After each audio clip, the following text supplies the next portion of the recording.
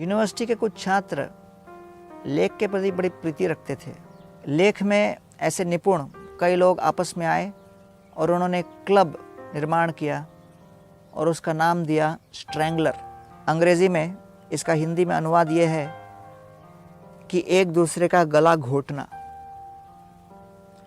और उनका वास्तविक तत्व यही था कि जो कोई भी लेख प्रस्तुत करता, बाकी सभी छात्र लेखक उसके एक एक बारीक दोष को देखकर उसकी धज्जियां उड़ाते थे। अर्थात हर छात्र लेखक से यह अपेक्षा थी कि उनका प्रस्तुतिकरण बिल्कुल स्पष्ट हो और त्रुटि से विहीन हो। तो कई लोग जो इतना श्रेष्ठ लेख नहीं लिख पाते थे, ये लोग मिलकर उस स्ट्रैंगलर क्लब से निकाल देते थे। तो ऐसे कई निकाले गए उस क्लब से लोगों ने अपना एक अलग क्लब तैयार किया और उसका नाम दे दिया रैंगलर।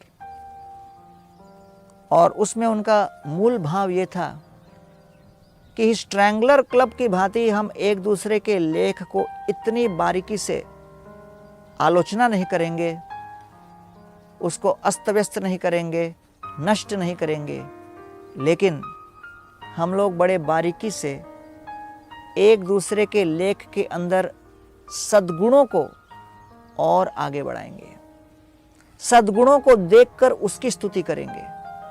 हम बड़ी बारीकी से एक दूसरे के छोटे से छोटे सही लेख और उस लेख से संबंधित व्याकरण में जो कोई भी गुण हो, उसको हम और बढ़ावा देंगे।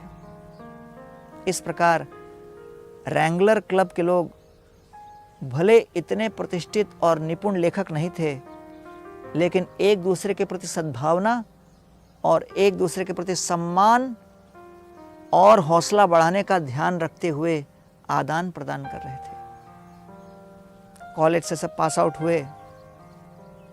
कई सदियां बाद कॉलेज के एक छात्र ने रिसर्च किया कि स्ट्रैंगलर क्लब के लेखक और रैंगलर क्लब के लेखक के जीवन में क्या गति हुई। और यह जानकर बड़ा आश्चर्य हुआ कि कॉलेज के ज़माने में स्ट्रैंगलर क्लब के सारे छात्र अव्वल दर्जे के निपुण लेखक थे, लेकिन जीवन में उनमें से कोई भी कोई श्रेष्ठ लेख नहीं प्रस्तुत कर पाया, उनमें से कोई भी प्रसिद्ध लेखक नहीं बन पाया।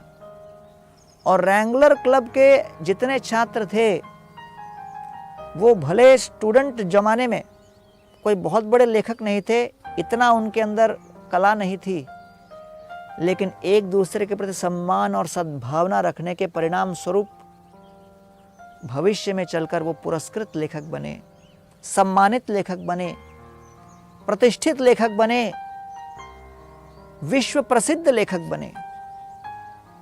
और इसलिए स्ट्रैंगलर क्लब के लोग एक दूसरे के आत्मविश्वास को घोट रहे थे और रैंगलर क्लब के लोग एक दूसरे को प्रोत्साहन दे रहे थे।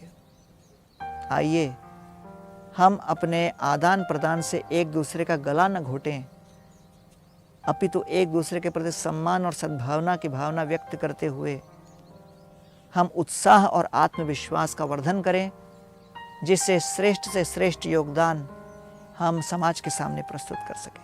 अनुभ्यश्च मधुभ्यश्च शास्त्रेभ्य कुशलो नरः सर्वतः सारमादध्यात् पुष्पेभ्य इव शतपद।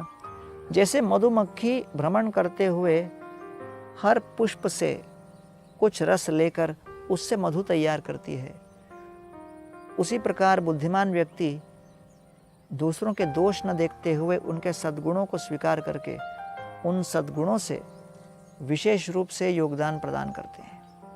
हमें भी चाहिए मधुमक्खी की भांति हम अपने जीवन में दूसरों के साथ आदान प्रदान करें और दूसरों के उत्साह का वर्धन करें।